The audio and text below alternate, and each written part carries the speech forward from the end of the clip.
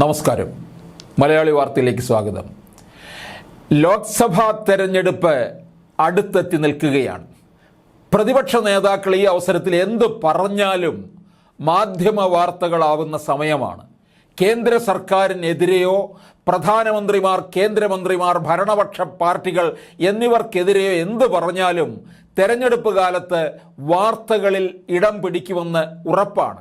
എന്നിട്ടും രാജ്യത്തെ മാധ്യമങ്ങളിലോ സമൂഹ മാധ്യമങ്ങളിലോ അധികമൊന്നും ചർച്ച ചെയ്യാതെ പോവുകയാണ് രാഹുൽ ഗാന്ധി ആരംഭിച്ച, അതായത് രണ്ടാമത് നടത്തുന്ന ഭാരത് ജോഡോ ന്യായയാത്ര. കാലവും സമയവും സന്ദർഭവും തെറ്റി നടത്തുന്ന ഈ കിഴക്ക് പടിഞ്ഞാറ് യാത്ര കോൺഗ്രസിൻ്റെ ശവപ്പെട്ടിയിലെ അവസാന ആണിയാണെന്നാണ് പ്രതിപക്ഷ നേതാക്കളിൽ പലരും രഹസ്യമായി പറയുന്നത്. കോൺഗ്രസിൻ്റെ തെരഞ്ഞെടുപ്പ് തയ്യാറെടുപ്പുകളെയും ഇന്ത്യ മുന്നണിയെയും തകിടം മറിച്ച രാഹുലിൻ്റെ നാടുകാണൽ യാത്ര രാഷ്ട്രീയ പരിഹാസ്യമായി മാറിക്കഴിഞ്ഞിരിക്കുകയാണ്. ജനുവരി 14 മണിപ്പൂരിൽ നിന്ന് ആരംഭിച്ച യാത്ര വടക്ക് കിഴക്കൻ സംസ്ഥാനങ്ങൾ പിന്നിട്ട് ബംഗാളിൽ എത്തിയിരിക്കുകയാണ്. 66 ദിവസം കൊണ്ട് 6200 കിലോമീറ്റർ സഞ്ചരിച്ച് മുംബൈയിൽ മാർച്ച് 20 യാത്ര അവസാനിക്കാൻ പോകുന്നത്. യാത്രയ്ക്ക് മാധ്യമ ശ്രദ്ധ ലഭിക്കാത്തതും രാഹുലിൻ്റെ പ്രസംഗങ്ങൾ ജനങ്ങളിലേക്ക് എത്താത്തതും കോൺഗ്രസിന് വലിയ തോതിൽ അസ്വസ്ഥമാക്കുന്നുണ്ട്. അസാമിൽ യാത്രാ സംഘം പോലീസുമായി പലതവണ സംഘർഷമുണ്ടാക്കിയത് മാധ്യമ ശ്രദ്ധ പിടിച്ചു പറ്റാൻ മാത്രമായിരുന്നു. ബംഗാളിൽ യാത്രയ്ക്ക് അനുമതി നിഷേധിക്കുന്നത് ഇന്ത്യ സഖ്യത്തിലെ പ്രധാനിയായ മമതാ ബാനർജി ആണെന്നതും വളരെ വിചിത്രമാണ്. യാത്ര ബംഗാളിൽ പ്രവേശിച്ചത് മുതൽ ഇന്ത്യ മുന്നണിയിൽ കൊഴിഞ്ഞുപോക്ക് തുടങ്ങിക്കഴിഞ്ഞു. മമതാ ബാനർജി പോയി, അരവിന്ദ് കേജ്രിവാൾ പോയി, നിതീഷ് തൻ്റെ വഴി നോക്കി പോവുകയും ചെയ്തു. കോൺഗ്രസ് നേതാവും ബംഗാളിൽ നിന്നുള്ള എംപിയുമായ അധീർ രഞ്ജൻ ചൗധരി മമതാ ബാനർജിക്കെതിരെയും തൃണമൂൽ കോൺഗ്രസ് നേതാക്കൾക്കെതിരെയും നിരന്തരം ആരോപണങ്ങൾ ഉന്നയിക്കുന്നതാണ് പ്രശ്ന കാരണം. കോൺഗ്രസുമായി സഖ്യമില്ലെന്ന് മമതാ ബാനർജി പ്രഖ്യാപിച്ചു കഴിഞ്ഞു. ഇടതുപക്ഷവുമായി ബംഗാളിൽ മമതയ്ക്ക് സഖ്യം നടപ്പാക്കാനാവില്ല. ഇതോടെ ഇന്ത്യ മുന്നണി ബംഗാളിൽ പരസ്പരം മത്സരിക്കുമെന്ന് ഉറപ്പായിരിക്കുകയാണ്. കോൺഗ്രസിന് മാത്രമല്ല, ഇന്ത്യ മുന്നണിക്കാകെ കനത്ത പ്രഹരമേൽപ്പിച്ചത് ബീഹാറിൽ നിന്നാണ്.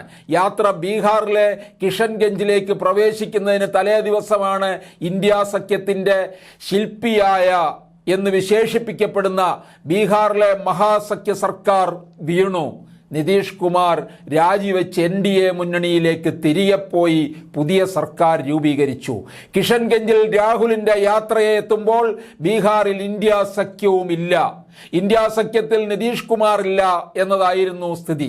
പ്രതിപക്ഷ പാർട്ടികളെ യോജിപ്പിച്ച് ഇന്ത്യ സഖ്യ നീക്കവുമായി ഏറ്റവും അധികം സജീവമായി രംഗത്തെത്തിയ നിതീഷ് കുമാറിൻ്റെ പിന്മാറ്റം പ്രതിപക്ഷ സഖ്യത്തിൻ്റെ രാഷ്ട്രീയ പ്രസക്തി തന്നെ അവസാനിപ്പിച്ചു. പ്രധാനമന്ത്രി പദത്തിലേക്ക് നിതീഷ് കുമാറിനെ മുന്നോട്ട് വെക്കുമെന്ന് കോൺഗ്രസ് നൽകിയ പ്രതീക്ഷ തെറ്റിയതാണ് സഖ്യത്തിൽ വിള്ളലുണ്ടാവാൻ കാരണമായത്. പ്രതിപക്ഷ സഖ്യത്തിൻ്റെ പ്രധാനമന്ത്രി സ്ഥാനാർത്ഥിയായി തൃണമൂൽ കോൺഗ്രസും ആം ആദ്മി പാർട്ടിയും മല്ലികാർജുൻ ഖാർഗെയെ പ്രഖ്യാപിച്ചതോടെ താൻ വഞ്ചിക്കപ്പെട്ടു എന്ന തോന്നലിലേക്ക് നിതീഷ് കുമാർ എത്തിയിരുന്നു. ഇത്തരത്തിലൊരു സാഹചര്യത്തിലാണ് രാഹുൽ ഗാന്ധിയുടെ ന്യായയാത്ര ഇന്ത്യ മുന്നണിക്ക് തന്നെ ബാധ്യതയായി മാറിയിരിക്കുന്നത്. എല്ലാ സംസ്ഥാനങ്ങളിലെയും തെരഞ്ഞെടുപ്പ് ഏകോപന ചുമതല നിർവഹിക്കേണ്ട കോൺഗ്രസ് സംവിധാനം പൂർണ്ണമായും രാഹുൽ ഗാന്ധിയുടെ യാത്രയുടെ പിന്നാലെ ആയതോടെ സ്ഥാനാർത്ഥി ചർച്ചകളടക്കം പാർട്ടിയിൽ പ്രതിസന്ധിയിലാണ്. കോൺഗ്രസിന് സാധ്യതയേറിയ ദക്ഷിണ ഭാരത സംസ്ഥാനങ്ങളിൽ പോലും കാര്യങ്ങൾ അവതാളത്തിൽ നീങ്ങിക്കൊണ്ടിരിക്കുകയാണ്. എന്തായാലും കോൺഗ്രസിൻ്റെ ഭാവി ഇരുളടഞ്ഞിരിക്കുകയാണ്. രാഹുലിൻ്റെ യാത്ര ഒരു വഴിക്കൂടെ പോകുന്നു. എന്തായാലും 2024 ലോക്സഭാ തെരഞ്ഞെടുപ്പ് കഴിയുമ്പോൾ, 2019 ലോക്സഭാ തെരഞ്ഞെടുപ്പ് കഴിഞ്ഞപ്പോൾ രാഹുൽ ഗാന്ധി എനിക്കൊന്നും വയ്യ എന്ന് പറഞ്ഞ് ഇറങ്ങിപ്പോയതുപോലെ ഇത്തവണയും രാഹുൽ ഗാന്ധി മിക്കവാറും ഇന്ത്യ രാജ്യം തന്നെ വിടാനുള്ള സാധ്യതയാണ് കാണുന്നത്.